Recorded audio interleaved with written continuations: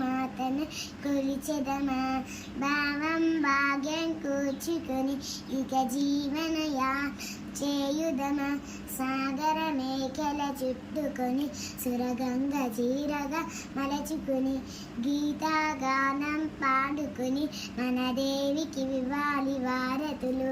తేనెల తీట మాటలతో మన దేశమాతను కొలిచెదమా. భావం భాగ్యం కూర్చుకొని ఇక జీవనయ సంఘటనం ఒక యజ్ఞ సమిధగణన జీవన్ భరతమాత పాద మువ్వలం ఆమె మోము పైన చిరు నవ్వులం. భరతమాత పాదాలకు మువ్వలం ఆమె మోము పైన చిరు నవ్వులం. సంఘటనం ఒక యజ్ఞ సమిధకమన జీవనం. సంఘటనం ఒక యజ్ఞ సమిధకమన జీవనం. భూమి పొరలలో పురుడును పోసే రైతు రాసాడా తన పేరు ఏనాడైనా.